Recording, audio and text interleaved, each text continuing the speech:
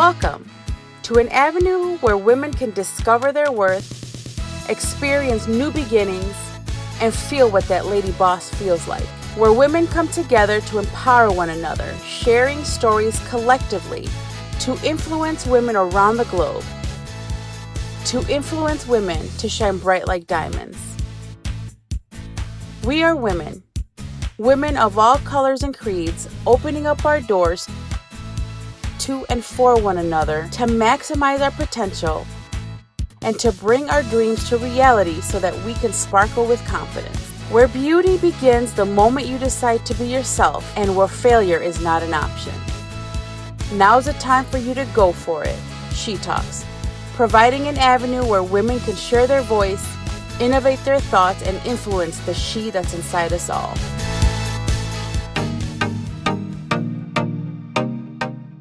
So yeah, we didn't have any expectations, and generally I'm very result oriented, so I want to see like the reward after like doing like, you know, working hard and stuff. But FINO has definitely made me step back on that end because obviously, you know, it takes time and things don't happen overnight, and FINO has taught me patience. So like 4 months into our first shipment, we weren't really looking back at like the inventory or any of that. We're just like focused on selling, and we're like, okay, what do we need to do next? How can we learn in this industry? What are the next steps, or who can we talk to? All of that. So we're just focused on that, and we are selling and selling. 4 months in, we were sold out. Like a week later, we were like, wait, we need to order more. How do we do this? We didn't expect that. We didn't expect it for sure not to happen in 4 months. And we were thinking if it did happen, it would take a year. So we had time to think about our next shipment, or, you know, like think about like maybe getting a different kind of packaging or anything. We're like, nope, we need to order right now. And we were kind of cramming.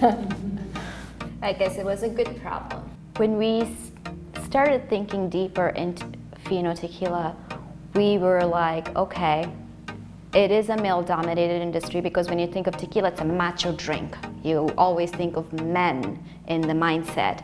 And the minute we said we're going to elevate it, we're going to make it sophisticated, very fine, it kind of brought some kind of feminism into the whole aspect and the idea of FINO. So we said we're going to create a drink that's going to be consumed and enjoyed by both men and women. So how are we going to do it? From the packaging, from the style, we said we're going to keep it very minimalistic. It doesn't have to be this big giant bottle in a skull. It doesn't have to stick to the Mexican trend. It's going to be a very traditional tequila for modern people. So we started thinking more along those lines. And definitely there are challenges, and I believe challenges are there in every industry. But if you want to create something exceptional and go after your dreams, gender becomes irrelevant. One of the things we told ourselves is, if we can do it, anybody can do it. We're going to pave way for people like us that want to build something, go after their dreams, and achieve it.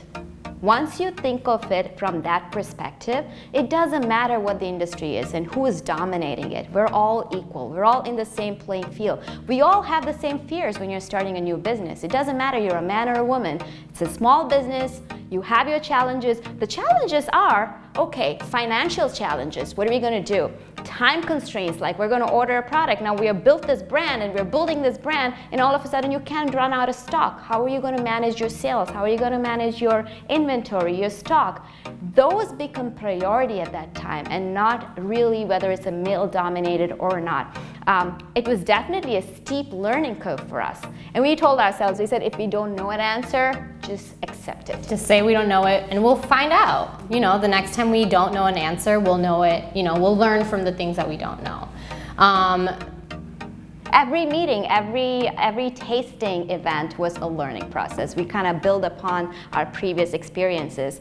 And so I think the challenges were the same that we faced, that anybody else would have faced at that point, whether it's so we don't like to say it's a male-dominated industry, because I think everybody is equal. We're all having the same challenges, and so it was very interesting. We just have to follow our instincts and kind of build that self-confidence and keep going after it, because failure is not an option. And at the same time, and on the other hand, obviously women-owned and small businesses are something that everyone wants to support nowadays, and been very helpful for us, and kind of like revolving our business around being women-owned.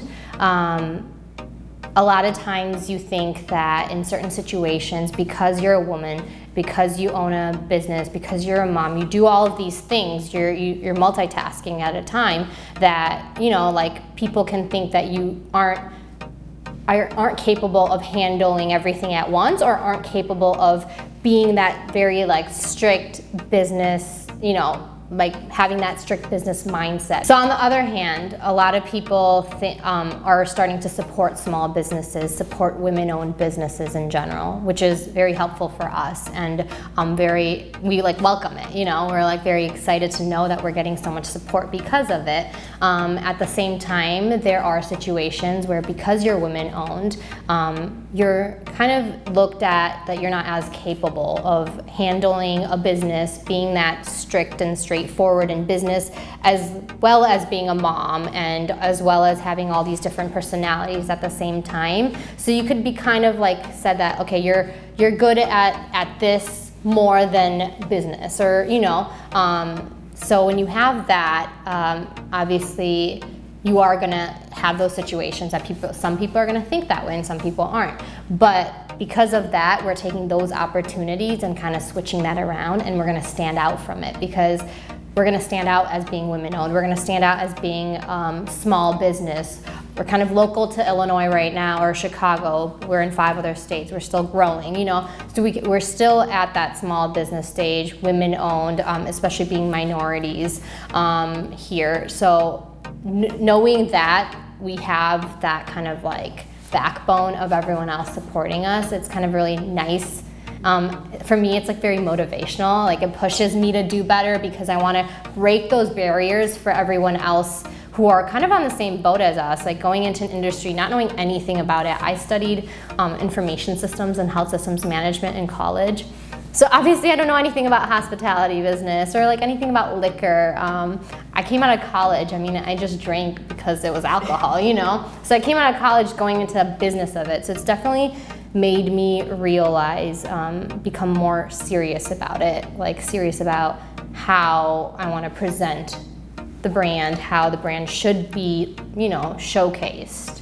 I think what's even more important is also people's mindset at this time. You know, everybody wants to support small businesses.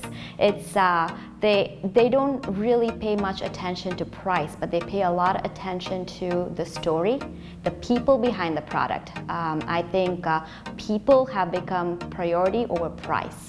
And so they're like, who is building this brand? Who is behind this brand? You don't have to be a celebrity anymore to really build a brand. I think, I mean, take us for example. We don't have a legacy in Mexico. We're not coming from a distillery family. And so for us to really start something, we learned quickly that people are willing to give us a try. Mm-hmm. You know, pun intended, we say, give us a shot. Why not? You know?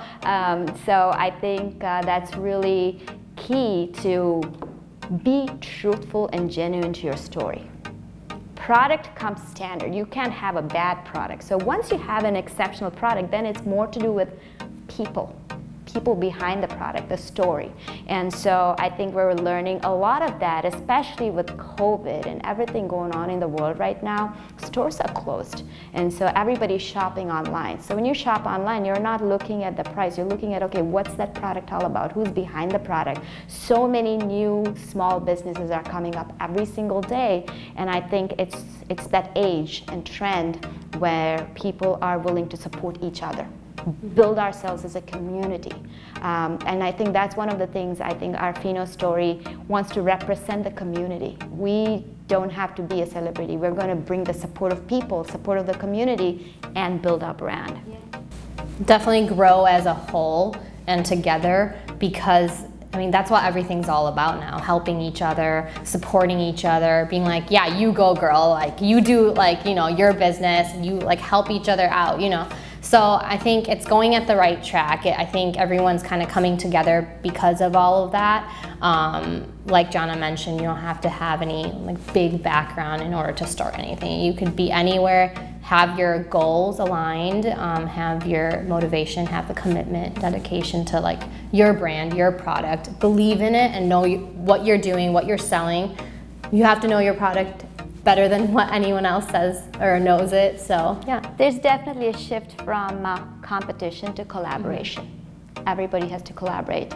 Multiple industries have to collaborate with each other. People have to collaborate with each other, and we all have to help each other grow. And that's how we can all win. We always say it's a win-win for all of us. It's not something, if we're single-minded and we're only going to think of what's benefit to us, we're never going to grow. And it could just be a short-term thing then. You know, at that point, if you're just going to think about yourself, it's a short-term gain for you. But when you think about everyone as a whole story, like a win-win-win, everyone's happy, then it's like more long-term. You're going to make longer-lasting relationships in business and outside and in general. At the same time, a lot of people ask us about like, oh, who's your competition in like the tequila world and all of that. And we always say we don't really have competition, because I say that this like tequila market has a place for everyone. You know, there's so many brands. How many? I think it's 3,000 3,000 tequila brands around. This is like an ocean. Anybody can fish. There's enough fish for everybody. You just have to know where to go, how to fish, and go for it. Be persistent and consistent in your effort, and then you can fish. Anybody can fish. I think the biggest difference between why is a women-owned business more popular? People don't call it as a men-owned business, but women-owned, right?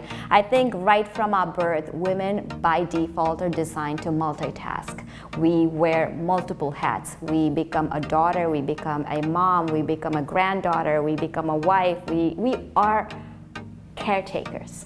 Caretaker of the family and caretaker of the business. So when we are having multiple hats and we're multitasking constantly and we're competing at the level a man is in the same industry, we feel like men by default are focused on that business and they're extremely successful in that business. But when it comes to women, we are also focused equally on that business, but we also have to do other things that come along as being a woman by default.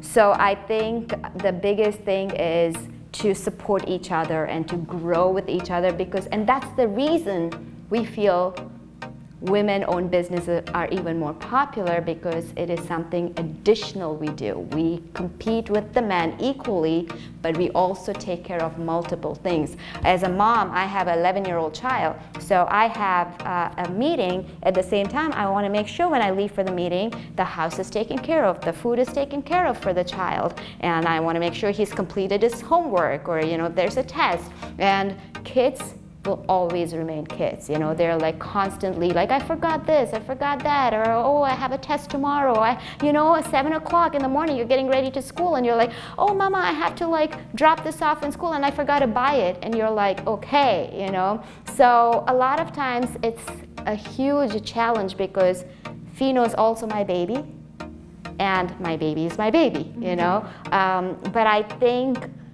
it's just that passion and the drive that has to keep you motivated, and to have the right team. I can always call upon Sonali and say, I can't do this right now, can you take care of it? And she'll be like, you got it, no worries. So I think the support system becomes very important to be successful in a business as a woman, because we are constantly working and taking care of multiple things. There are days you come back at 9 p.m. at night and you're like so tired, you just want to have a glass of FINO, but your kid is there waiting to eat dinner. So I think those are the challenges, but I think with the right team, right support system, spouse and family and dad and grandparents, anybody, friends, the support system is key to be successful as a woman entrepreneur. And the team, our team is fabulous. We love our team, the girls, and we have a blast. We truly have a blast working for FINO. I always say Jana's like a mom boss. I was like, I don't know how you do it. I don't know how I'm gonna do it when I'm like, there. But like for me right now, I'm, just kind of graduated from college, early work years. I'm still learning. I'm at that age where I'm like still like going out, you know, like hanging out with friends. Like it's more like of that versus having more responsibilities. But I would say FINO definitely brought a lot more responsibility to me at a younger age, because we started this when I was 23, 24. So I did have, you know, a sense of responsibility, a sense of purpose.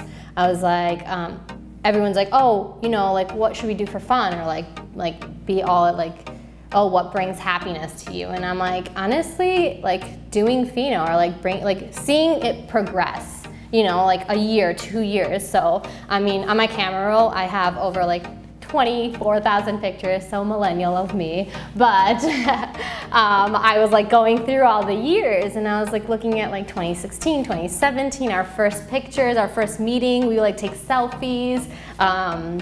I have videos of our first shipment coming out, and we're like looking at that, kind of reminiscing, and we're like, wow, we've come a long way. Even like from the like picture selfie, I could see myself like just matured, you know.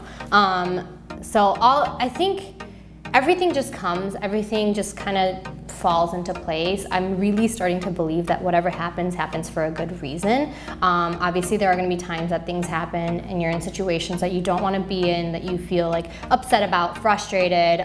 Sometimes I wanna just like break down and cry, you know? So you're gonna be in those situations when you begin your journey into your passion, whatever you're doing. It could be your business, it could be a store, it could be a brand, jewelry, anything that you're doing.